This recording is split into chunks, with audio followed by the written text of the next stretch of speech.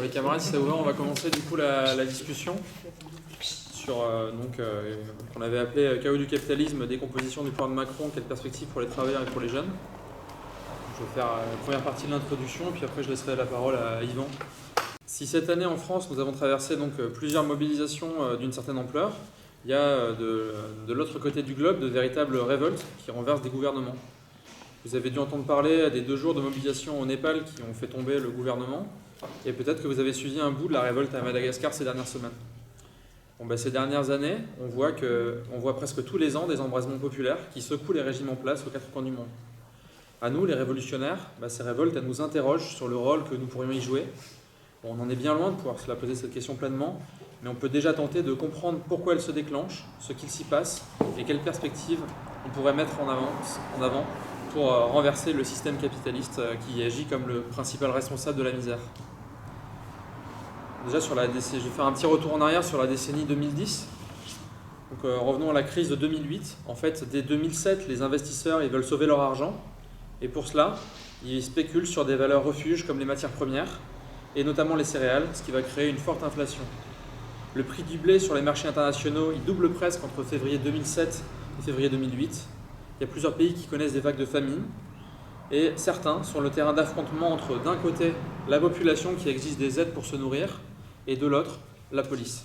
C'est notamment le cas, par exemple, du Cameroun, du Sénégal, de l'Égypte, d'Haïti et de l'Indonésie. Depuis la crise de 2008, tous les gouvernements y renforcent leurs attaques contre les travailleurs et les couches populaires en général. Leur but, c'est de leur faire payer le coût de cette énorme crise. En effet, les États des pays riches et leurs banques centrales, ils ont mobilisé des capitaux gigantesques pour que les faillites en cascade des grandes banques, elles ne se traduisent pas par un effondrement général du système bancaire. Et donc ces États et ces banques centrales, elles ont versé de l'ordre de 20 000 milliards de dollars en quelques jours. C'est colossal. Les protestations contre les conséquences de la crise, elles ont continué après 2008. Il y a d'abord eu les révolutions arabes en Tunisie, en Égypte, en Syrie et dans d'autres pays. Ces révoltes, elles sont massives, politiques, et elles ont un caractère souvent très social. On crie « le peuple veut faire chuter le système ». Dans les classes populaires qui ont fait ces révolutions, on retrouve des jeunes frappés par le chômage, des travailleurs en grève malgré la férocité des régimes, comme en Tunisie ou en Égypte, parfois au coude à coude avec les classes moyennes ou les petits patrons paupérisés. À chaque fois, la révolte, elle part des classes les plus déshéritées, des quartiers pauvres des villes, des travailleurs du textile ou des bassins miniers. Les manifestations elles font des dizaines et parfois même des centaines de morts. Pour s'organiser, ces classes populaires, elles créent des comités, des groupes de vigilance ou de contrôle des prix. Parfois encore, elles s'appuient sur les syndicats de base dans les entreprises. Au milieu des années 2020, il y a une vague des années 2010, il y a une vague de contre-révolution qui va faire reculer les protestations dans le monde arabe, mais seulement pour un moment. En 2019, tout réexplose. En décembre 2018, il y a un soulèvement populaire au Soudan qui met fin à 30 ans de dictature. Quelques mois après les Gilets jaunes en France, il y a les 2 tiers des Algériens qui sortent dans la rue, lors du Hirak, pour scander « Système dégage ». En février, c'est Haïti qui s'embrase. En mars, Hong Kong. En avril, la République tchèque et le Honduras. En juin, le Kazakhstan. En juillet, Porto Rico. En septembre, les premières contestations en Égypte sont sévèrement réprimées. Puis en octobre, tout s'accélère. Le Liban, l'Irak, le Chili, l'Iran et la Colombie. Tout au long de l'année, les révoltes sociales s'enchaînent à un rythme impressionnant. Elles tournent à chaque fois à l'affrontement politique avec le régime, quand ce n'est pas au soulèvement insurrectionnel. À chaque fois, les travailleurs ils y jouent un rôle moteur, en étant à l'origine des grandes vagues nationales de grève et d'arrêt de la production. Ce sont en particulier les travailleurs des grandes villes et beaucoup de jeunes. Ces soulèvements ils sont violents, imprévisibles et déterminés. Ils prennent de court les bourgeoisies locales, ou moins dans le premier temps. Au fur et à mesure, les exigences sociales elles vont se radicaliser. Elles deviennent de plus en plus politiques. Elles dénoncent la corruption, elles rejettent les institutions en place et leur soutien direct ou indirect, c'est-à-dire les partis au pouvoir qui sont discrédités, de même que les bureaucraties syndicales, à la botte des régimes en général, ou les clans confessionnels religieux gouvernementaux, comme en Irak ou au Liban. La volonté de faire chuter ces régimes et les aspirations démocratiques, elles prennent aussi un aspect social. Parce que les politiciens encravatés, ils sont souvent à l'image des milliardaires auxquels ils rendent service, quand ce n'est pas les mêmes personnes. Dans ces mouvements, il y a une part croissante des manifestants qui se politisent. Ils refusent de s'en prendre uniquement au gouvernement en place, mais ils tiennent à dénoncer le système dans son intégralité. En Algérie, par exemple, le départ de Bouteflika, au pouvoir depuis plusieurs décennies, et les manœuvres de toutes les forces politiques bourgeoises, elles ne suffisent pas à ce que les manifestants quittent la rue. En fait, c'est seulement le confinement qui y parviendra, et encore, depuis qu'il s'est achevé, les mouvements de protestation contre le gouvernement, ils ont repris, malgré une répression qui s'est renforcée. Bon, derrière leur diversité apparente, tous ces mouvements populaires à travers le monde, ils ont bien des choses en commun. Déjà, le simple fait qu'ils aient éclaté en même temps, se renforçant les uns les autres, c'est déjà le signe d'un profond ébranlement social à l'échelle mondiale. Bon, cette année 2025, elle s'annonce elle aussi comme explosive à travers le monde. Pour s'en faire une première idée, il n'est pas inutile d'évoquer la situation récente au Népal, en Indonésie, au Maroc et à Madagascar. Au Népal déjà, on a vu des centres commerciaux pillés, une ancienne première dame dont la résidence a été incendiée, un ministre des Finances qui a été malmené par la foule, puis jeté et poursuivi dans une rivière, des fuites en hélicoptère des politiciens corrompus, dont la tête figurait sur des affiches sur lesquelles il y avait écrit « Recherché mort ou vif ». Il y avait aussi des manifestants qui brandissaient des armes automatiques, le palais présidentiel il a été ravagé et le Parlement incendié. Bon, tout ça pour dire que les images de ces 2 jours d'émeutes de la jeunesse de Katmandou, ils ont été d'une rare intensité. Bon, pour revenir un peu dessus, tout a commencé le jeudi 4 septembre, où la signature d'un décret gouvernemental interdisant la plupart des réseaux sociaux met le feu aux poudres. Les mois précédents, ces réseaux, en fait, ils avaient servi de tribune aux Népalais pour déverser leur critique de la corruption des classes dirigeantes, notamment à travers le hashtag Nepokid, qui montrait le train de vie luxueux des fils et filles d'eux, dans un pays où la majeure partie de la population vit dans la pauvreté. Il faut dire aussi, ça a son importance, que ces réseaux sociaux, c'était le principal mode de communication d'une population comptant beaucoup d'expatriés économiques. En fait, il y a 100 000 travailleurs népalais qui se sont déjà expatriés pour trouver un emploi, et chaque jour, il y a à peu près 2000 travailleurs qui quittent le pays pour tenter d'en trouver un. Bon, le phénomène, il est tel que les envois de fonds depuis l'étranger par les immigrants népalais, ça représente aujourd'hui près d'un tiers du PIB. Les jeunes y fuient un chômage de 23% en partant majoritairement vers les pays du Golfe, où ils sont exploités sur les chantiers dans des conditions quasi esclavagistes. Enfin, la grande majorité des Népalais vit encore dans les campagnes, où les réseaux sociaux sont le seul moyen de communication, en particulier avec leurs enfants. Dès le lundi 8 septembre, les jeunes y prennent la rue partout dans le pays. À Katmandou, la police elle ouvre le feu sur les manifestants et elle fait au moins 19 morts et plusieurs centaines de blessés. Plutôt que de céder à la peur de la répression, le mouvement il a grossi et pris de l'ampleur. Le lendemain, c'était des dizaines de milliers de personnes qui sont sorties de nouveau dans la rue. Si le Parlement est brûlé et le Premier ministre et aussi celui des Finances y sont frappés dans la rue, la violence elle reste tout de même essentiellement du côté du pouvoir, puisque 53 manifestants sont tués lors de ce 2e jour d'affrontement. Aux côtés de la jeunesse, les travailleurs des petites entreprises et des petits commerçants deviennent maîtres de Katmandou et du pays. La police est mise hors d'état d'agir, tandis que l'armée reste toujours là, cantonnée dans ses casernes. Dès le soir, le gouvernement y rétablit les réseaux sociaux et le Premier ministre Oli y démissionne. Devant le discrédit brutal des dirigeants politiques, le chef de l'armée et des dignitaires de la Cour suprême décrètent la dissolution de l'Assemblée nationale, la mise à l'écart de tous les partis politiques et l'organisation d'élections générales en mars 2026. En attendant, les manifestants, qui sont appelés les Gen Z, ils élisent leur nouvel Premier ministre par intérim sur Discord. C'est Sushila Karki, une ancienne chef de la Cour suprême, pas de quoi faire vaciller la bourgeoisie, qui s'est empressée de reprendre le contrôle de la situation dès qu'elle l'a pu. Le chef de l'état-major de l'armée, il a pu lui tranquillement faire ressortir ses soldats dans la rue au nom du maintien de l'ordre. Et dès le lendemain, on avait les USA, l'Inde et la Chine qui ont adoubé le nouveau gouvernement, bien soulagés qu'ils mettent fin à l'instabilité dans le pays. Le mouvement il s'est terminé de manière aussi fulgurante qu'il a commencé. Mais l'expérience de lutte, elle reste, la population elle a pu prendre conscience de sa force et tout pourrait repartir. Même s'il y a sans doute bien des leçons différentes à tirer de ces événements.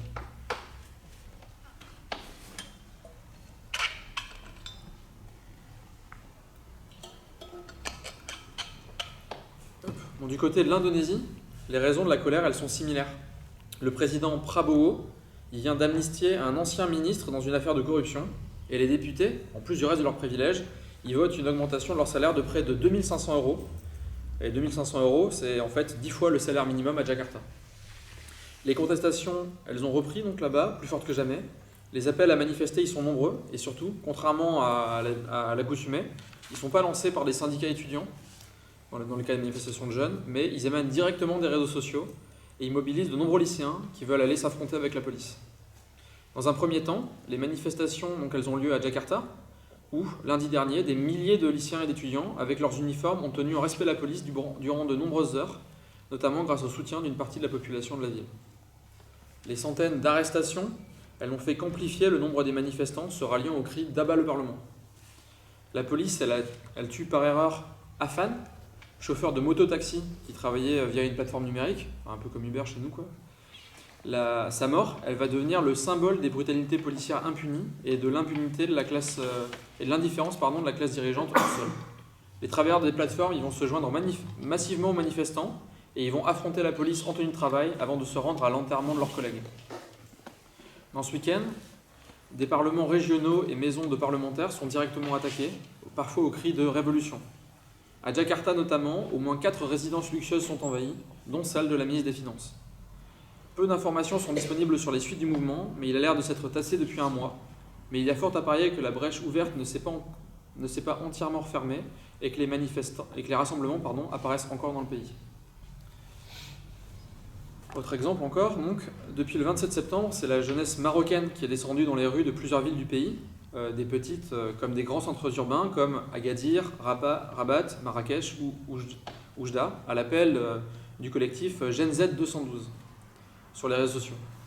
La répression des manifestations par la police, qui a fait des centaines d'arrestations et 3 morts à L'Klia, je ne sais pas comment ça se dit, pardon, une banlieue d'Agadir, dans la nuit du 1er au 2 octobre, elle n'a pas entamé la combativité des manifestants. Dans ce Maroc, si les constructions de luxe et autres équipements pour riches touristes font les bonnes affaires de Bouygues et de la holding familiale du roi, le reste de la population, elle côtoie plutôt la misère. Macron s'y est rendu l'an dernier pour y négocier les affaires d'entreprises françaises, notamment Total, la CMA-CGM, Safran, Lafarge, Alstom et quelques autres. Mais en fait, dans le même temps, les mineurs marocains du cobalt, ils travaillent, eux, dans les pires conditions pour le compte des futures voitures électriques de Renault ou de BMW. Ils sont payés 320 € par mois pour des journées de 8 heures à 500 mètres de fond. Et ils n'ont ni équipement de sécurité, ni protection contre les poussières cancérigènes du cobalt ou de l'arsenic. C'est l'école et la santé publique qui ont été le point de départ de la révolte. En fait, c'est pas pour rien. Parce qu'il faut savoir qu'en fait, 2 semaines plus tôt, le 14 septembre donc, la foule elle manifestait devant l'hôpital d'Agadir, où 8 femmes sont décédées fin août à la suite de césariennes par manque de moyens et des conditions déplorables. La bourgeoisie, elle au Maroc, elle possède, comme partout ailleurs, elle possède les usines, les terres et les logements. Avec tout cet argent, elle sait récompenser les politiciens qui la servent et elle sait aussi se construire ses propres cliniques privées. Des milliers de jeunes sont descendus dans les rues au cri de « le peuple veut la fin de la corruption » ou de « le peuple veut la santé et l'éducation ». En fait, ils pointent les choix du gouvernement qui a préféré mettre des milliards de dirhams pour la construction des stades de foot, pour préparer la CAN, la Coupe africaine des Nations, et la Coupe du Monde, plutôt que pour les services publics. Le collectif Gen Z 212, il a annoncé qu'il maintenait ses revendications. La prochaine manifestation, je cite, elle sera dirigée contre le gouvernement et tous les corrompus qui entravent la réalisation des aspirations du peuple marocain. Donc là aussi, on le voit, le problème, c'est pas seulement la tête du Premier ministre, c'est surtout de la jeunesse qui est partie à la révolte qui secoue aujourd'hui toutes les villes du Maroc, et c'est normal qu'elle soit la première dans la rue, malgré la répression policière. Au-delà de l'école ou de la santé, qui en ont été un déclencheur, c'est toutes les injustices de la société dont il est question. Le manque d'eau, d'électricité, le chômage, les salaires de misère, les régions déshéritées. Et c'est toute la population pauvre du Maroc qu'elle concerne et qu'elle pourrait entraîner. Encore un exemple, et le dernier, et le plus récent aussi, le peuple de Madagascar, il est en révolte, lui, depuis le 25 septembre. En fait, il y a un groupe de jeunes malgaches qui lance le collectif Gen Z Madagascar, ils s'appellent tous Gen Z, les uns en référence aux autres, sur les réseaux sociaux. Une référence directe, d'ailleurs, il faut le dire là pour le coup, au mouvement népalais, qui s'était appelé comme ça. Ce collectif, il a lancé à travers les réseaux Instagram et TikTok le mouvement actuel contre la corruption, ainsi que contre les coupures d'eau et d'électricité, en proposant de manifester partout dans le pays le jeudi 25 septembre 2025. Ce jour-là, c'est l'explosion de la colère qui éclate à la face des dirigeants malgaches. La Société nationale d'eau et d'électricité, qui s'appelle la JIRAMA, elle pratique en fait depuis des années ce qu'ils appellent le délestage, c'est-à-dire la coupure d'électricité de certains foyers. Selon le think tank Diapason, en 2023, en fait, il y avait seulement 33% des malgaches qui avaient accès à l'électricité, avec une couverture dans les zones rurales qui était inférieure à 6%. L'eau potable, elle est elle aussi loin d'être accessible à partout. Bon, de manière générale, bien que l'île soit dotée de ressources naturelles importantes, 75% de sa population vit sous le seuil de pauvreté, c'est-à-dire moins de 0,77 € par personne et par jour. Une situation insupportable, alors que Salim Ismail, l'un des plus riches capitalistes de l'île, qui est le PDG du groupe Sokota, il a des actifs, lui, estimés à plus de 1,2 milliard d'euros. Ou encore, pour citer un autre exemple, un ami du président, Andry Rajoelina, le patron de Ravato Manga, deuxième fortune de Madagascar, dont le revenu annuel est d'environ 250 millions de dollars. Donc c'est dans ce contexte-là que s'est créé le collectif Gen Z Madagascar, qui a d'abord appelé à manifester le 24 septembre. La manifestation, elle a été très vite interdite par la préfecture, mais dès le lendemain, les jeunes, ils bravaient l'interdiction et ils sortaient dans la rue. Bon, ils ont subi une vraie répression violente, à coups de grenades lacrymogènes et même de balles réelles, qui ont fait plusieurs morts et blessés. Cette répression, elle n'a pas empêché la jeunesse de continuer le week-end suivant, en brandissant, pour l'anecdote notamment, le drapeau de l'équipage de Luffy, le pirate au chapeau de paille issu du manga One Piece, qui est devenu l'étendard des révoltes au Népal et en Indonésie. Sous la pression du mouvement de révolte, l'ensemble du gouvernement a été limogé par le président Andry Rajoelina le lundi 29 septembre. Bon, il y a encore des fusibles qui sautent, comme un peu partout, comme chez nous aussi, et c'est tant mieux. Malgré le couvre-feu imposé à la population de 19h à 5h du matin, les manifestants ils ont continué de battre le pavé en espérant que leur situation elle change profondément. Pour le collectif Gen Z Madagascar, il a appelé les syndicats à organiser une grève générale avec pour objectif la démission du président, cette fois-ci. Et elle a eu lieu le 9 octobre, donc cette manifestation. Des milliers de manifestants ont défilé dans la capitale et les secteurs, mais surtout les secteurs publics, se sont mis en grève. Ça a été la plus grosse journée de mobilisation depuis le début du mouvement. Bon, ce président-là, Rajoelina, il a finalement été renversé par les manifestations de la jeunesse. La répression, elle a fait au moins 22 morts depuis le début du mouvement. Et en fait, c'est le fait qu'une partie de l'armée se soit ralliée aux manifestants et se soit opposée à la gendarmerie chargée de la répression qui a convaincu le dictateur malgache de passer la main. Bon, il a été, c'est quand même, il faut le noter, exfiltré du pays dans un avion militaire envoyé par Paris, même si l'État français n'a encore rien déclaré là-dessus. Mais personne n'a de doute. Et donc ça montre aussi que l'impérialisme français, il prend soin jusqu'au bout de ses dirigeants fantoches qu'il a placés au pouvoir dans ses anciennes colonies. Bon, après le départ de Rajoelina, l'ensemble de la classe politique, la gendarmerie et l'armée, se sont ralliés au mouvement pour mieux le contrôler et le trahir. La même unité militaire qui avait mis le président Rajoelina lors du coup d'État de 2009, le CAPSAT, a annoncé mardi avoir pris le contrôle de l'île et assuré un gouvernement intérimaire. Face à cela, les classes populaires elles ont donc tout intérêt à rester mobilisées et continuer à se battre pour leurs revendications sans tenir compte du prétexte que les mauvais politiciens seraient prétendument remplacés par des bons.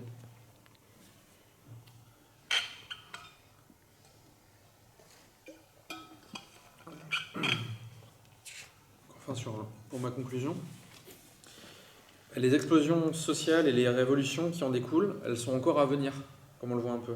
Et les mobilisations de ces dernières années, elles nous apprennent beaucoup sur les défis qui sont face à nous. À l'étape présente, ces mobilisations, elles se font pour une large part en dehors des entreprises elles-mêmes. C'est un problème un peu pour nous. Mais c'est bien la classe ouvrière au sens large, ceux qui n'ont que leur force de travail pour vivre, qui objectivement impulsent cette contestation internationale. Pas seulement la petite bourgeoisie intellectuelle ou les étudiants de ces pays-là, comme on l'entend parfois. Par ailleurs, il faut quand même le noter, l'âge médian est de 24,5 ans au Népal et de 19,5 ans à Madagascar. Donc il n'y a pas d'un côté vraiment les jeunes qui sortent dans la rue et les vieux qui font rien. C'est relatif la jeunesse. Toutefois, le principal problème subsiste. Nulle part, semble-t-il, cette classe ouvrière en mouvement, elle a constitué ses propres structures autonomes de contre-pouvoir pour prendre consciemment la direction de ces mouvements. Une bonne partie de ces mobilisations, elle s'est faite en dehors des organisations syndicales quand elles existaient, et pour leur majorité en dehors des partis politiques qui étaient très souvent discrédités, à juste titre. Par ailleurs, si les structures d'organisation locales existent bien, comme toutes les assemblées en tout genre qu'on a vues dans ces pays-là, ces organes locaux, ils se sont rarement coordonnés et jamais dotés d'une direction centralisée. Les comités de grève et de défense des printemps arabes, les comités de vigilance anti-inflation du Bangladesh de l'été dernier, les assemblées de quartier et les occupations de places comme au Caire, ça a été des étapes importantes de la politisation et de l'organisation. mais ils n'ont jamais cherché à se structurer nationalement, c'est-à-dire à se constituer comme un véritable contre-pouvoir face à l'État. Pour passer de l'étape de la révolte quasi spontanée, même à son haut degré politique actuel, à une alternative révolutionnaire, il faut sinon un double pouvoir, au moins des contre-pouvoirs capables de dépasser la gestion locale de la mobilisation, aussi nécessaire qu'elle soit. Bon, c'est pas très, très étonnant du coup que ici ou là, des structures horizontales aient vu le jour et donné le ton des nombreux mouvements depuis une dizaine d'années déjà. Bon, il y a des groupes informels qui se sont retrouvés en des lieux précis devenus emblématiques. On peut penser à la place Tahrir au Caire lors du printemps arabe de 2011, la Puerta del Sol à Madrid lors du mouvement des Indignados la même année, suivi de près par Occupy Wall Street. Et plus récemment, on a pu voir les Cabildos du Chili en 2019, les assemblées de quartier ou d'occupation de places au Liban, en Algérie ou au Soudan. En France, on s'en souvient tous je pense, les Gilets jaunes ils se sont dotés de structures plus décentralisées encore, avec des lieux de rassemblement à chaque rond-point possible.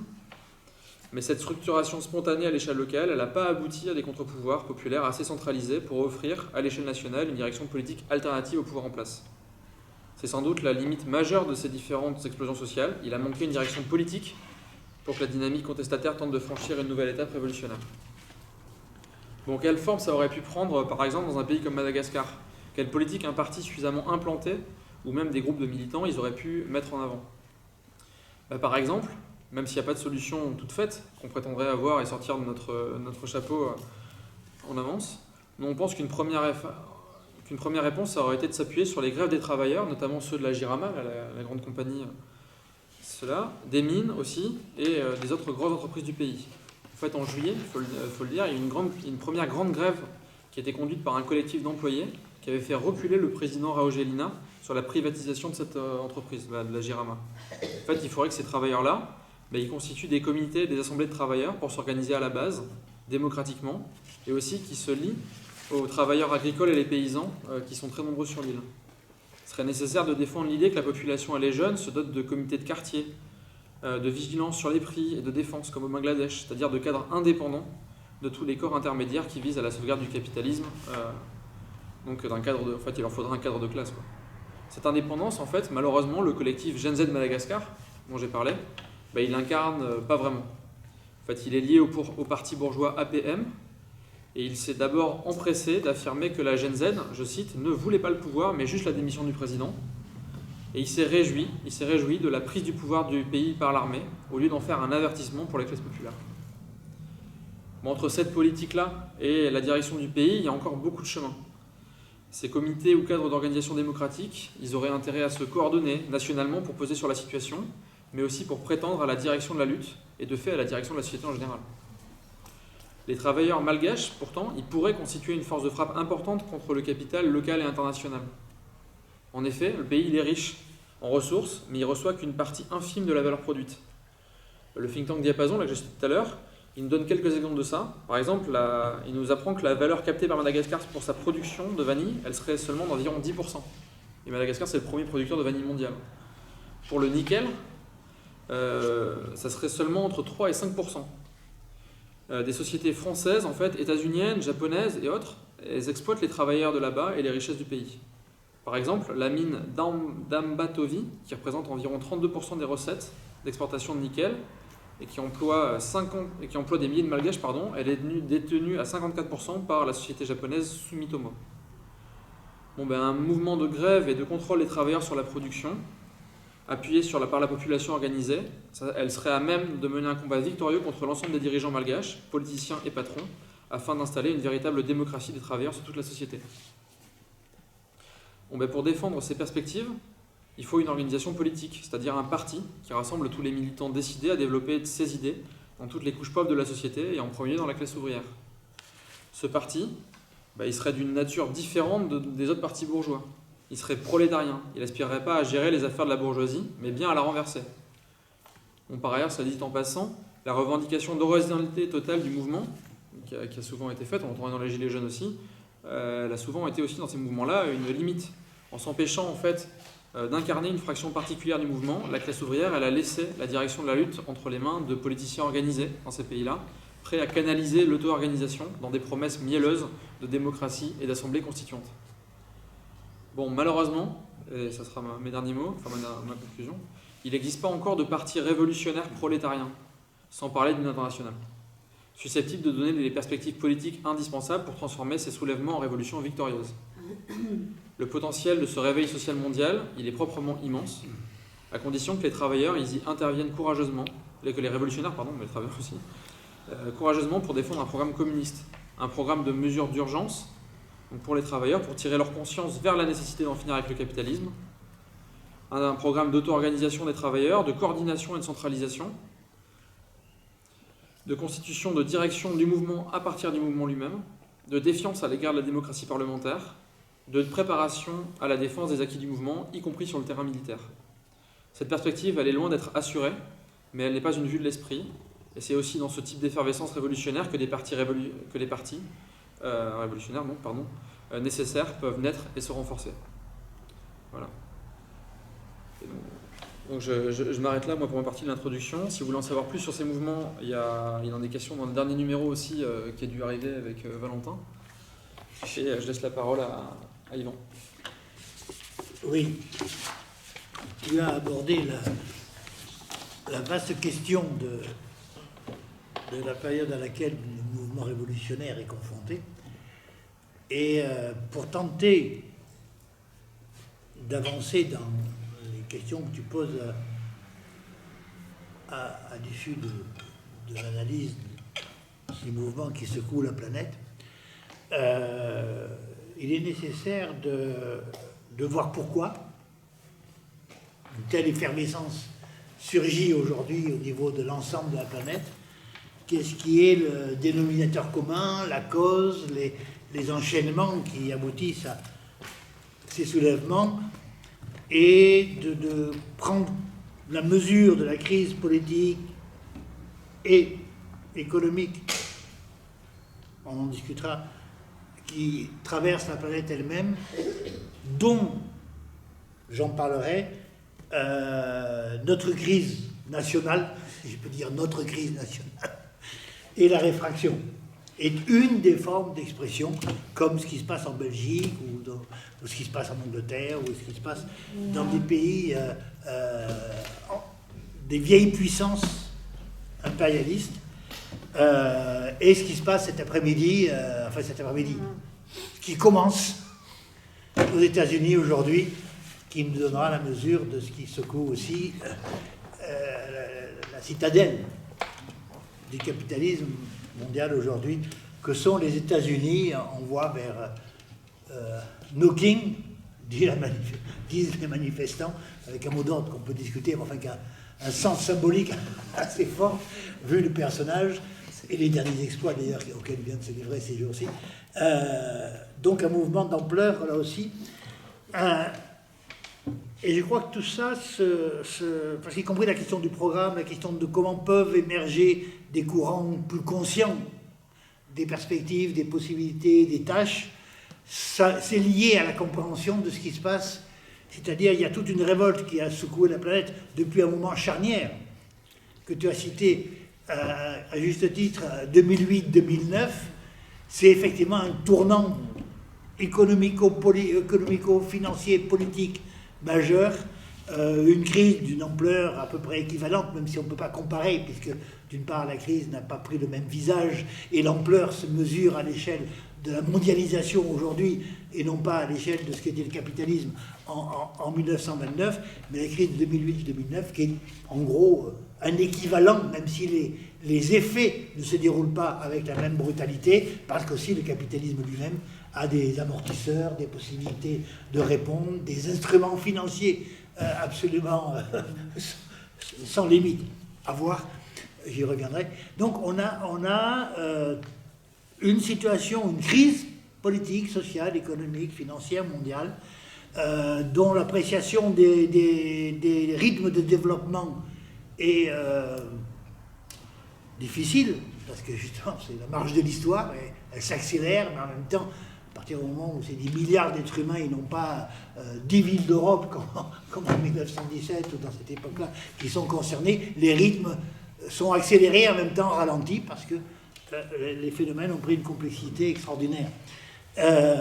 Mais nous avons, l'ensemble de ces soulèvements sont l'expression d'une contradiction qui traverse le capitalisme mondial à des degrés plus ou moins élevés à travers et la mondialisation et sa financiarisation, l'exacerbation de la concurrence sur les marchés mondiaux, qui est certes organisée, menée, impulsée par les grandes puissances, principalement les États-Unis, mais auquel n'échappe aucun pays, Madagascar, le Kenya aujourd'hui. Il y avait des énormes mobilisations, bon, dans le caractère politique est plus que très ambigu, mais pour dire, et qui est l'expression de l'exacerbation des inégalités, d'un prolétariat complexe, parce qu'il ne faut pas penser le prolétariat mondial, je crois, au regard de Renaud Billancourt des années. Bon, voilà, je crois que voilà, il y a un prolétariat mondial qui est né dans la dernière décennie et qui a 1000 visages. Hein. L'instabilité de l'emploi est quand même une dominante, qui nous rejoint ici d'ailleurs, mais qui est une dominante à l'échelle internationale, ce qui n'empêche pas les bourgeoisies de sélectionner une partie du prolétariat plus ou moins privilégié. Mais il y a un prolétariat mondial cultivé comme jamais, connecté comme jamais. L'affaire des pirates est un gros clin d'œil, même si c'est politiquement très très très limité, mais néanmoins, cette génération Z, bien évidemment, qui existe ici aussi à sa façon, même si elle ne s'exprime pas encore avec la même radicalité, on va voir comment les choses vont évoluer, mais il y a effectivement toute une génération qui ne se reconnaît pas, et à l'échelle internationale, qui ne se reconnaît pas dans ce système, qui le rejette et qui ne se reconnaît quasiment dans aucune force institutionnelle, mais qui, quand la question du pouvoir se pose, est désarmé vis-à-vis de la question du pouvoir, et donc le remet à d'autres, ou le laisse d'autres le reprendre, selon les schémas auxquels on est confronté. Donc on est dans un système, et je crois que c'est très important pour la discussion justement de cette question du parti, c'est un des éléments qui fondent notre stratégie, c'est que cette crise mondiale, et pour parler de la crise nationale qui est un élément de cette crise mondiale, une des manifestations de cette crise mondiale, aucune de ces crises, à la fois dans son côté international que dans son côté national, dans ces différentes manifestations nationales, n'aura de solution dans le cadre du système capitaliste. C'est-à-dire, je crois que réellement, nous sommes le capitalisme a atteint un stade ultime de son développement qui fait que, à l'échelle de la planète, comme jamais dans l'histoire, il pousse toute une génération à se développer, mais une génération qui va beaucoup plus loin, parce qu'effectivement, il y a des pays où la jeunesse est beaucoup plus nombreuse que dans d'autres, et elle a un assentiment de l'ensemble de la population considérable, même s'il est difficile de mesurer tout ça, mais bien évidemment, un assentiment énorme des populations et qui se sentent y compris portées par les générations plus anciennes. Et ça, je crois que nous avons, de ce point de vue-là, une accentuation des luttes de classe à l'échelle internationale, qui est le produit de l'évolution du capitalisme et de la crise permanente, même pas chronique, permanente, dans laquelle il est rentré depuis la grande crise de 2008-2009, avec les solutions qui ont été apportées pour éviter la faillite du système, qui est l'injection de finances, quoi qu'il en coûte, et sans limite.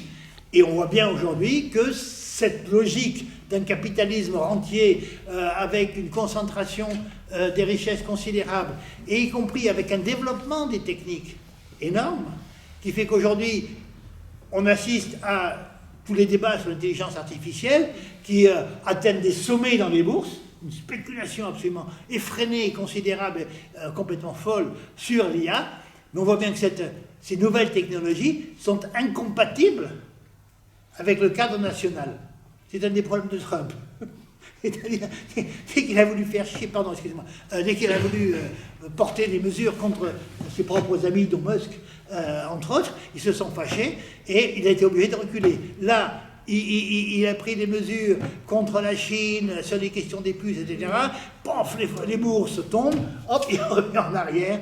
Et c'est ce mouvement de va-et-vient qui est, si vous voulez, l'instabilité globale du système, dont les États-Unis sont la manifestation la plus exacerbée, et l'expression de cette contradiction entre ces immenses trusts qui sont une poignée, qui accumulent des fortunes qui dépassent la puissance des États, qui dictent aux États leur volonté, mais qui ont besoin de la planète tout entière, et même au-delà. C'est pas parce qu'ils sont fous qu'ils rêvent de Mars, ils sont fous, il n'y a aucun problème, mais parce que les chemins de l'accumulation capitaliste leur semblent bouchés. Donc il faut à tout prix développer tout ce qui est, y compris planétaire, les questions de guerre, les questions d'envoyer... Bon, tout doit être source de profit, et donc on a ce capitalisme à la fois mondialisé et au-delà, avec des technologies qui ne peuvent être que mondiales et qui sont prisonniers de la propriété privée et les États nationaux qui se livrent une concurrence effrénée pour le partage de la plus-value produite par le prolétariat mondial. Et tout ça produit tous les mouvements que tu as décrits, ce qui se passe ici, avec cette politique de, je crois qu'on l'appelle la politique de l'offre, hein, c'est ça, ça fait... Il y a un prix Nobel. Il y a un prix Nobel qui a eu ce prix extraordinaire, qui a eu aussi une copine à Trump, celle qui, alors qu'il est en train de déclarer la guerre au Venezuela. Donc, ce type qui a eu le prix Nobel, il a inventé un truc extraordinaire, il n'a rien inventé du tout, il a décrit et vanté et vendu la politique de la bourgeoisie qui consiste à filer du pognon au capital, à injecter, à subventionner le capital, en croyant que plus on leur donne de pognon, plus ils vont développer l'économie, etc., surmonter les contradictions du capitalisme. Alors, et on arrive à la folie dans laquelle on est, parce que ce financement de la rente capitaliste et des super profits, il est payé par les classes populaires, non seulement ici, mais à l'échelle internationale et mondiale. Et les pays jusqu'à présent privilégiés, comme les pays d'Europe ou les États-Unis, sont aujourd'hui entraînés dans cette folle concurrence mondiale, de mise en concurrence des prolétaires à l'échelle internationale, et d'où tous les problèmes qu'on connaît, d'où la démagogie contre les migrants, justement, pour flatter les ressentiments, les craintes, les inquiétudes d'une large fraction du prolétariat qui ne se reconnaît dans plus aucune organisation et qui se dit, bon, pourquoi, oui, mais oui, ils vont nous protéger quand même peut-être, ce qui est une folie, de croire à ces principaux ennemis qui vont nous protéger, mais une folie assez répandue, on va y venir dans le mouvement ouvrier. Donc je crois que c'est tout ce contexte qu'il faut avoir en tête, et à la fois pour fonder notre stratégie justement sur l'approfondissement de tous ces mouvements, leur radicalisation jusqu'à des affrontements avec l'État, qui va poser, effectivement, tu le disais, je partage la question du pouvoir. Alors après, comment elle se pose, comment on l'aborde, quel programme, et comment, ici y compris, pour ce qui est de nos responsabilités dans un des pays qui reste encore relativement démocratique et qui a un capital politique. Il y a la bourgeoisie qui a un certain capital, mais nous avons aussi un capital politique qui n'est pas si répandu que ça dans le monde. Hein, et dans l'ensemble des pays qu'on vient de voir, le capital politique que représente le mouvement ouvrier européen, par exemple, bon, voilà, c'est quand même quelque chose d'important qu'il faut essayer de faire fructifier sur d'autres bases et en rupture radicale et révolutionnaire avec tous ceux qui ont fait faillite. Donc, toutes les attaques, la question du budget qui se discute dans ce pays est exactement le prolongement de tout ce qu'on discute. Alors, prolongement avec la spécificité nationale d'une bourgeoisie en déclin, qui a des ambitions bien au-delà de ses possibilités, et donc une crise particulièrement accentuée de par la paranoïa de comment il s'appelle, Macron n'est pas qu'un produit psychologique, c'est un produit social d'une classe qui se croit ce qu'elle n'est pas, qui se bat pour la Nouvelle-Calédonie alors que c'est une évidence qu'il n'y a pas d'autre issue que l'indépendance, bon, qu'elle est incapable de maintenir cette domination. Bon, mais c'est l'ancien empire français. Et cette bourgeoisie est habituée à vivre de rente, rente coloniale, rente de l'État, rente de l'armée, rente de l'industrie d'armement, et très à l'étroit, et d'autant plus que justement la question de la guerre s'invite dans sa politique, s'impose dans sa politique avec la militarisation, l'armement et la politique d'armement, et donc tout ce qui creuse la question budgétaire. Et donc on est une bourgeoisie qui ne peut être qu'entretenue, qui ne peut être qu'assisté, c'est eux les assistés, et qui s'appuie sur son État, et qui veut faire, bien sûr, pour être assisté, il faut transférer, opérer un transfert de richesse, donc prendre toujours plus sur le prolétariat et ce qu'il a acquis, ou conquis, pardon. Il n'y a rien d'acquis, il n'y a que du conquis. Et les services publics, tout ce dont on voit qui était remis en cause aujourd'hui, et jusqu'à la rupture, où on voit à la fois cette bourgeoisie, ce discrédit des partis parlementaires, ce discrédit des institutions elles-mêmes, parce que l'ensemble des partis, y compris ceux qu'on qualifie à tort de réformistes, qui sont la gauche bourgeoise, et qui aujourd'hui le PS n'est que la gauche de la Macronie. Quand vous voyez le PS, c'est la gauche de la Macronie, y compris d'ailleurs Macron. Et la gauche droitisée du PS, devenue Macronie, entraînant le PS dans sa course. Et on assiste à ce spectacle lamentable. François Hollande, qui est maintenant député, tout le monde le sait, qui applaudit dès qu'il y a un coup de barre à droite, et qui soutient Florent à fond.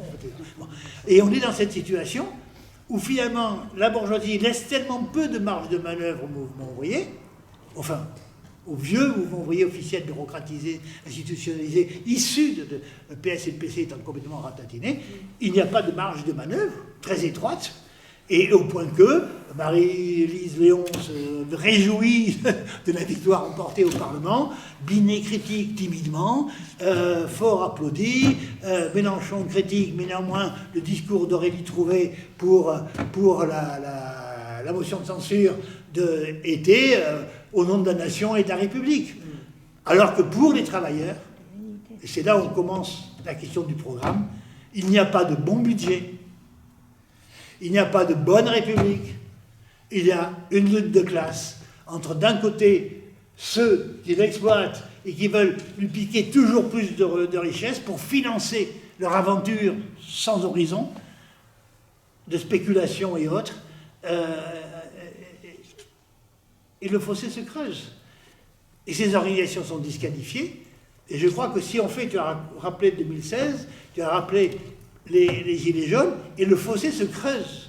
Mais le problème, c'est qu'on retrouve ici exactement les mêmes problèmes que, tu me diras, des fois je peux parler longtemps, merci, que se creuse le problème et la rupture entre le monde du travail et les partis de la gauche institutionnelle, mais que cette rupture a deux issues possibles. Soit il faut qu'on nous protège, il faut des partis qu'on n'a jamais vus au pouvoir, et on va tout droit vers l'extrême droite, on y va de toute façon, mais le problème c'est l'enjeu du prolétariat pour nous. Et puis une autre issue, elle ne peut être que révolutionnaire. Tous les anciens partis, les appels aux syndicats pour faire organisez-nous la grève générale, tout ça est vu de l'esprit. Ou la volonté de faire une 5e République un peu plus révolutionnaire, une 6e République, pardon, un peu plus révolutionnaire que la 6e République de Mélenchon, parce qu'il n'y aurait qu'une chambre, puis que c'est de Mélenchon, on ne sait même pas qu'est-ce que ce sera. Bon, tout ça est hors sujet. La lutte, elle est hors institution. Elle est sur le terrain de la lutte de classe. Encore une fois, il n'y aura pas de bon budget, pas plus qu'il y a de bonne république. Il faut transformer le monde. Et aujourd'hui, je crois que c'est très important dans la question du parti, de l'organisation de la classe ouvrière. L'organisation de la classe ouvrière, elle doit se faire d'abord en rupture avec les appareils existants, bien évidemment, leur politique de collaboration de classe, dialogue social, collaboration de classe. Le PS et le PC, on est au-delà de la collaboration de classe. Le PS est intégré complètement, et le PC lui-même demandait, les Verts demandaient à être au gouvernement, etc. Et courait pour sauver la Macronie. Et donc la question politique, elle commence sur cette idée d'indépendance de classe. L'indépendance de classe, ça veut dire quoi? Ça veut dire que nous ne voulons pas contribuer en quoi que ce soit à la stabilité de la bourgeoisie. Tous, ils nous disent qu'il faut être responsable.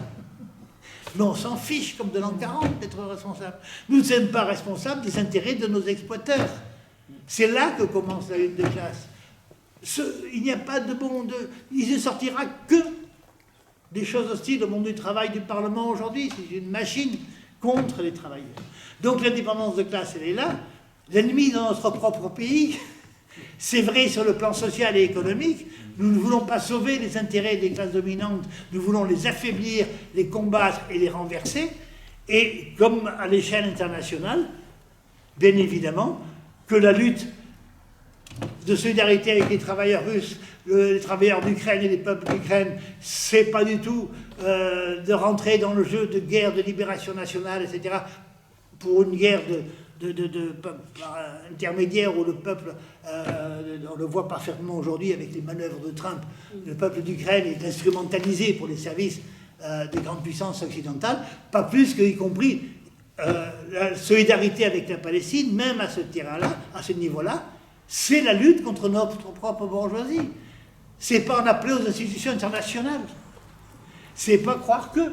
C'est lutter contre les responsabilités que nous avons, les responsables que nous avons sous la main, et parce que la paix, comme tout le reste, comme tout l'ensemble des revendications et des exigences du monde du travail, la démocratie, les droits sociaux, sont incompatibles avec la crise historique dans laquelle le capitalisme est engagé, qui n'a plus les marges de manœuvre qu'il avait dans les 30 Glorieuses, qu'il avait il y a 20 ans, et qui, au contraire, non seulement n'a aucune marge de manœuvre, mais se taille le peu de marge de manœuvre qui lui reste dans le sang des peuples, ou dans leur chair, ou dans leurs conditions de vie, voire le développement de l'armement, de la militarisation du monde, des risques de mondialisation de guerre qu'on voit un peu partout à travers la planète. Le plan de Trump, je voudrais en dire quelques mots quand même, parce que ce qu'on appelle le plan de paix est une hypocrisie particulièrement abjecte, au sens où simplement c'est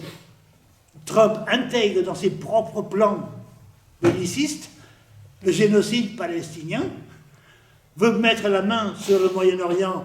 Il n'a pas réussi par les accords d'Abraham, par le commerce, il va réussir par les armes. Enfin, en tout cas, c'est son plan. Et il crée de ce point de vue-là, là aussi, une situation complètement déstabilisée qui risque de se retourner dans cette région du monde aussi contre eux, parce que l'affaire palestinienne, le génocide palestinien a servi de point de fixation et avec les monarchies arabes, les régimes arabes, etc. Là, tout le monde va être déstabilisé et les masses vont peut-être enfin trouver le moyen d'intervenir directement dans cette région du monde où l'issue à la question palestinienne ne peut être qu'un État binational ou même multinational, enfin, démocratique, socialiste, dans une fédération des peuples du Moyen-Orient. Je crois que c'est... Et donc, l'ensemble des questions que pose le développement de la crise du capitalisme à l'échelle internationale n'ont de réponse que dans une stratégie révolutionnaire. Et c'est ça, je crois, qui est au centre de notre travail, de notre préoccupation. Ce que tu disais dans ta conclusion sur la nécessité d'un parti, il me reste combien de temps? Bon, c'est pas grave. Bon. Non, il n'y a pas de souci, je peux continuer, c'est pour pas. Il n'y a pas de souci. Donc cette question du parti et de comment les mouvements qui mûrissent à l'échelle mondiale, où les prises de conscience à des degrés divers se nourrissent les unes des autres. Parce que la grève générale l'autre jour en Belgique, personne n'est trop au courant parce que les médias sont ce qu'elles sont, mais néanmoins, dans certains milieux, ça se sait. La révolte, la jeune génération, la Z-génération, tout le monde en parle, ça alors là par contre, mais ça contribue et toute une jeunesse se pose les questions de l'avenir de la société. Et alors, il y a réellement une révolution culturelle, une révolution politique à faire dans un pays comme le nôtre, où tous les problèmes sont pensés institutionnellement. Ça, c'est le prix à payer à la domination d'une gauche parlementaire complètement corrompue, intégrée. Tous les problèmes sont pensés institutionnellement, et la grande difficulté, c'est d'arriver à imaginer des solutions non institutionnelles. Ça, c'est ce à quoi on se heurte dans toutes les discussions, mais je crois que ça aussi, cette conscience, elle va évoluer au regard de l'éclairage de la crise sur les institutions ici, mais c'est vrai au Maroc. Enfin, je ne discuterai pas parce que la question serait trop vaste, mais voyons l'exemple ici, c'est évident qu'il y a un discrédit des institutions qui fait que même si une fraction de la classe ouvrière se laisse avoir par le Front National, ne sommes pas à la veille, c'est pas 1933. Oui. C'est pas le fascisme qui va gagner en France. Voilà. C'est l'extrême droite, populiste, mais qui veut s'intégrer dans la société et qui ne pense pas du tout à faire des milices anti-ouvrières, etc. Nous n'en sommes pas là du tout. Même Trump, aujourd'hui, qui veut instaurer sa dictature, ne pense pas en termes de dictature fasciste. Il y a des gens qui sont dans ces bagages, qui pensent en termes de possibilité d'un fascisme, mais c'est des minorités. Lui pense dans le cadre du respect des institutions américaines, même si il les force, il les met à sa main, et dès qu'il y a un juge qui le fait chier, il le balance. Bon, ça fait partie de ses prérogatives, plus ou moins, parce qu'il va avoir des emmerdements avec la Cour suprême sur toute la question de la guerre commerciale. Comment ça va passer devant la Cour suprême dans pas longtemps, et rien n'est gagné.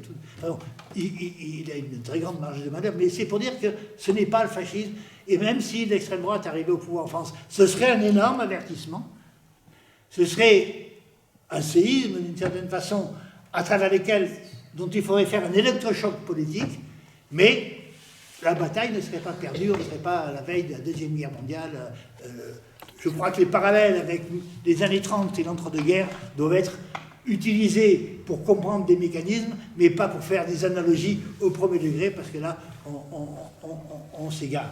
Et donc, il va y avoir toute une expérience qui va se faire de rupture qu'il faut armer politiquement, armer sur ce qu'on disait, l'indépendance de classe, c'est-à-dire l'indépendance de classe, faire prendre conscience, aider la prise de conscience, qui va se faire à travers l'expérience vécue par des millions de travailleurs, de jeunes, qu'il n'y a pas d'issue hors de l'intervention, leur intervention. C'est eux qui ont fait bouger les lignes, comme on dit. C'est eux qui ont imposé le 10 septembre les journées que les organisations syndicales ne voulaient pas. C'est eux qui ont mûri la crise politique. Il n'y a pas de victoire avec la suspension de la réforme des retraites, mais il y a quand même la manifestation de la pression populaire et des travailleurs sur la bourgeoisie quand elle commence à paniquer, parce que sinon c'est le bordel, il faut bien lâcher quelque chose, il y a le compromis, il faut faire un compromis. Alors ce compromis est pourri, ce qui lâche est pourri, mais néanmoins, c'est l'expression d'une pression sociale qui est dominante dans le pays et qu'il faut montrer aux travailleurs que, comme disait Marx, par sa simple existence, le prolétariat exerce son action politique, par sa simple existence. C'est dans le manifeste du Parti communiste, et même paralysé par des organisations comme celles qu'on connaît. Et va se développer une prise de conscience, et je crois que de ce point de vue-là, notre travail aujourd'hui, je le résumerai par une formule, c'est d'aider les acteurs du 10 septembre pour continuer le 18, le 2, à devenir des acteurs politiques conscients de qui ils ont en face, de quelle est la classe qu'ils combattent, quels sont leurs faux alliés, leurs vrais ennemis, et des faux alliés qui ressemblent à des vrais ennemis quand ils s'appellent forts ou d'autres. Bon, voilà. Et aider tous ces acteurs, c'est difficile, parce que, comme on le voit, depuis la loi Khomri 2016, le mouvement des Gilets jaunes, jusqu'à aujourd'hui, il y a des ruptures qui s'accentuent, mais il y a un saut qualitatif qui n'est pas fait. C'est la conscience qu'il faut s'organiser, on se réunit de temps en temps, mais on n'a pas vraiment on n'imagine pas qu'il faut une organisation permanente, qu'il faut, etc. Et ça, c'est en réalité une question de conscience politique. Les questions d'organisation, je crois, sont directement liées au niveau de conscience politique. Et c'est une question de conscience politique de ce qu'est l'adversaire qu'on a en face, des moyens et de la force qu'on représente dans la société, alors qu'aujourd'hui, le Parlement discute beaucoup de la question patronale. Hein, Zuckman, on ne peut pas les écorcher, les pauvres, on peut pas, ils vont partir, il faut à tout prix les garder, les chouchoutes, etc.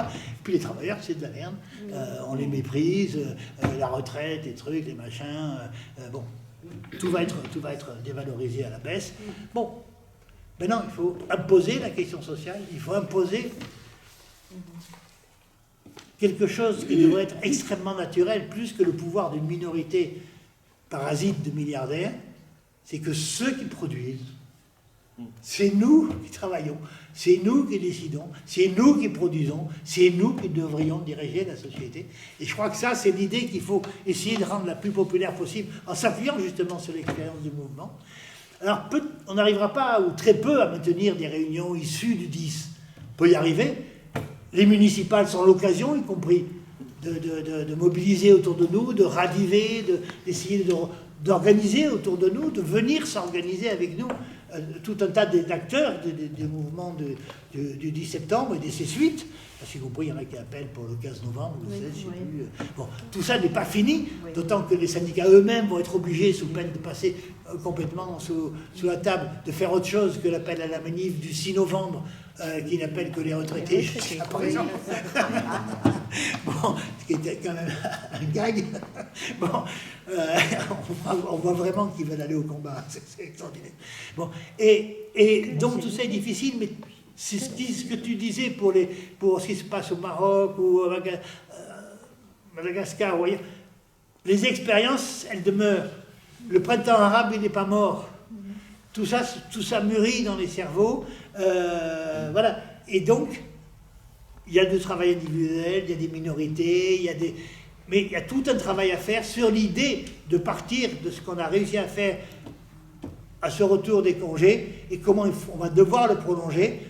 Et le mouvement est dans un temps politique, le débat parlementaire, dont tous les problèmes posés vont être éclairés de façon assez cruelle pour le monde du travail par le débat parlementaire. La nature des acteurs parlementaires va être patente et évidente. Bon, et à partir de là, il y a des prises de conscience et je crois que nous avons besoin d'être les acteurs de cette prise de conscience et au-delà des prises de conscience qui sont des prises de conscience qui passent en même temps par deux phénomènes qui étaient très importants dans la préparation du 10, l'aspiration à la démocratie et une aspiration à l'unité, qu'on a retrouvé, qui s'est imposée au point que les syndicats qui avaient dénoncé auprès de Matignon, souvenez-vous du 9 décembre 2017, je crois,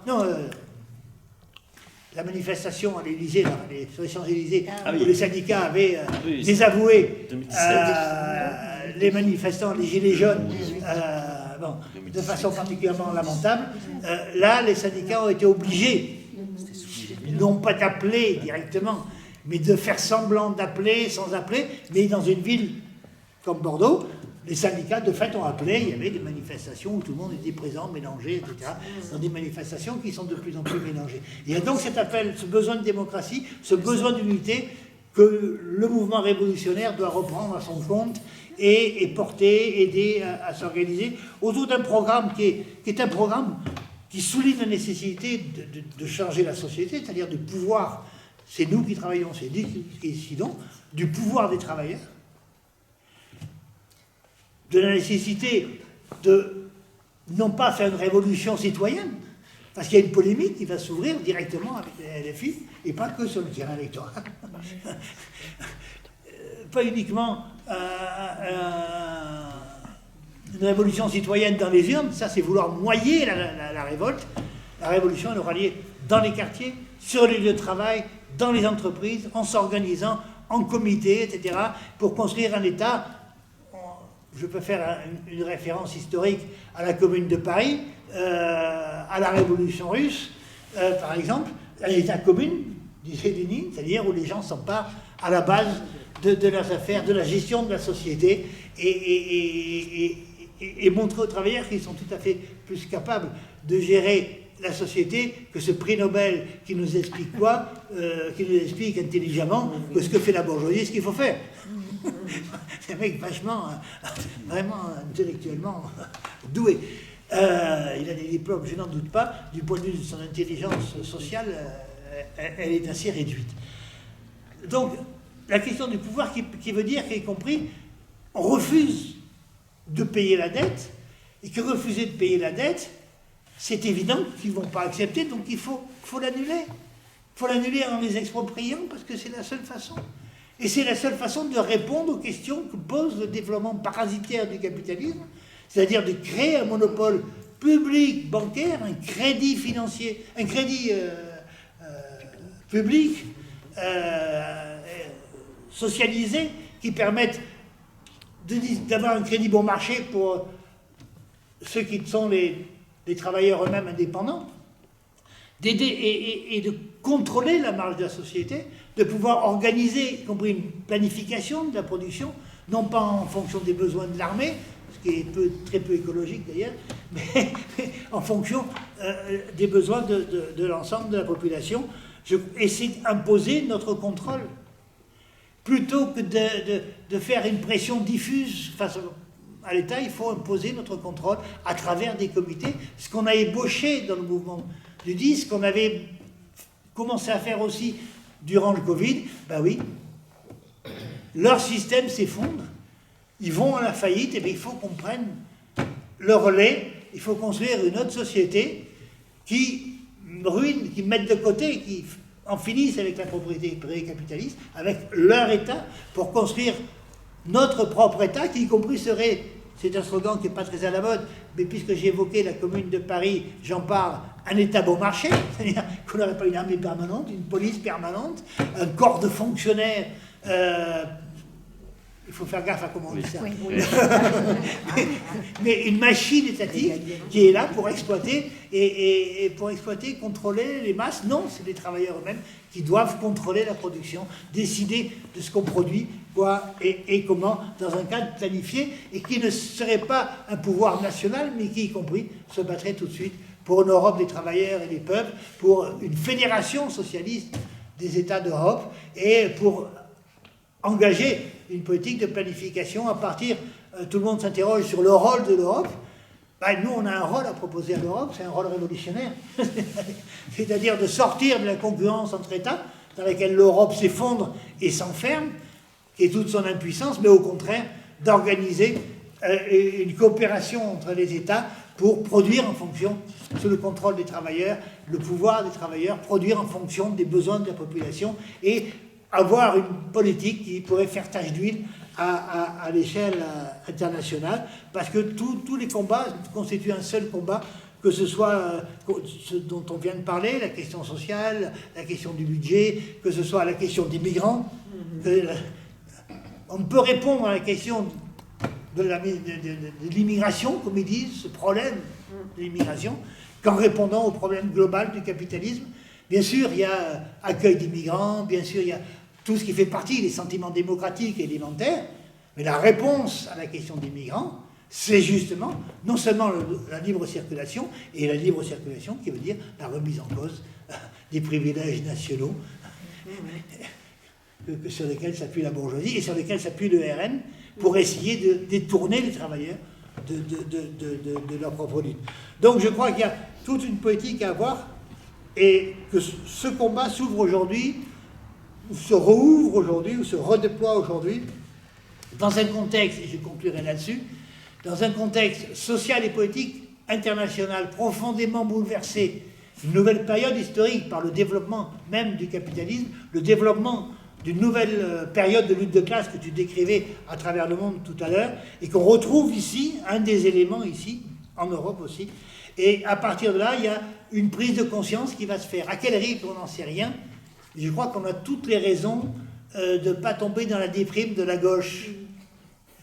Et je dirais que la première tâche d'un révolutionnaire, c'est de ne pas subir la déprime de la gauche et les fantasmes de la France insoumise, pour garder la pleine confiance dans sa classe, loin de tous les combats de chefs et autres que se mènent tous ces gens arrivistes et ambitieux, soucieux avant tout de leur carrière, et en particulier une période qui va donner toute sa place, donne déjà toute sa place aux femmes qui jouent un rôle moteur et qui jouaient un rôle moteur, y compris le 10 septembre, et puis surtout, et je conclurai là-dessus pour que nous nous rejoignions complètement, la place de la jeunesse. Je crois que là, il y a réellement une nouvelle génération qui va émerger, qui émerge, de fait, Je le dis avec d'autant plus de plaisir que la génération de 68 a quand même épuisé ses propres possibilités. Il faut réinventer le combat politique et révolutionnaire et par reproduire les schémas hérités de 68 et de tous les groupes qui se divisent, etc., hérités de 68, pour engager une politique et une stratégie vers la construction d'un parti révolutionnaire des travailleurs. Je crois que les bases objectives et subjectives mûrissent, on le voit sous nos yeux quotidiennement, tout a décrit, et je crois que c'est quelque chose qui n'est pas une vue de l'esprit, mais une perspective très concrète et assez enthousiasmante au demeurant.